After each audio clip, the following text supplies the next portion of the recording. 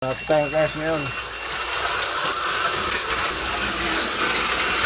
Aking kargahan o. Yan kinakargahan ko. Dito.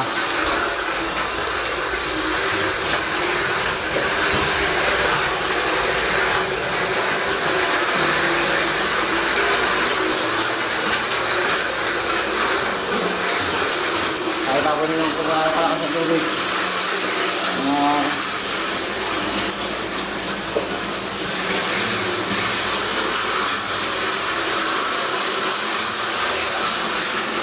Ito po ang aking hila-hila kinakargahan nyo ng bita. Ito po ang ladies.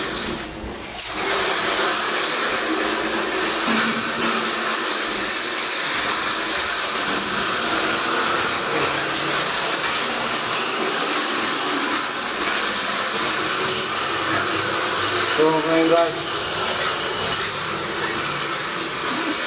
yan po ang tagir man. Yan ang malapit na magtatagir. Ito na po ang mga bita na naghahakot namin na galing dyan sa ilalim.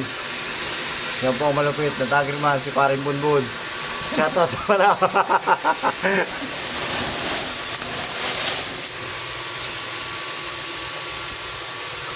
Ano po guys. So guys, tignan niyo ang tao na yan. Namimesa na ng kanyang lakbag. Kailangan namin kumita ng pera. Kailangan ng pamilya. Doble kayo.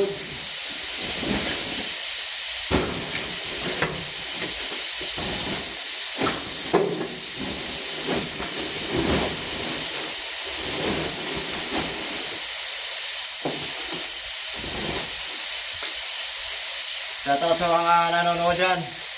Sa aming mga ka-vlog. Mga karel. Shoutout sa inyo. Ito ang buhay namin. Makikipagsapalaran sa ilalim ng balon. Pero kung hanggang kailan di pa kami kumikita ng malaking pera dito. Ang akala kasi nila basta magkakabod, kala nila high grader. Kami hindi pa. Di pa kami aabot sa gayon. Kasi wala pa kami magandang bita dito. Ang inaabot namin dito, pawis at pagod ang aming ginaganapan pa. So, papakita ko sa inyo ang mga pagbibira ng bita na galing sa ilalim. Ang Paring Bonbon. Yan pala po si Paring Bonbon, taga Bacolod yan. Baka kung mga marami kasi akong friend na taga Bacolod, si Jubin Garcia from Bacolod ang aking kasama. Siya po ay nakaasawa ng taga sa amin sa Barangay Calabasa. Kaya po siya ay na-permis dito sa lugar namin sa bayan ng Labo. So ngayon nakita po ninyo kami nagtataga dito sa ilalim ng balon. Katong kita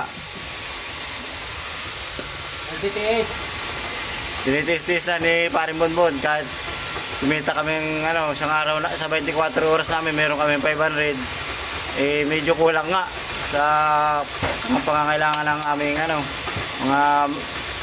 aming anak, mga rasawa.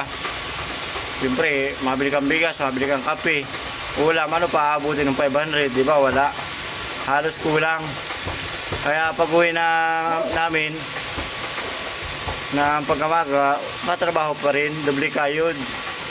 Kasi di mas masapat yung 500 sa pampamilya So unahin na nga guys, inakit ng bita. Aso di pa kami nakakapagbitang maganda kasi mga pasabog yung bita namin. Unahin, nagsarabit na nga bagay yung sabi. Sa ngayon guys, hanggang dito na lang ating video. Thank you so much. Shout out sa inyo lahat.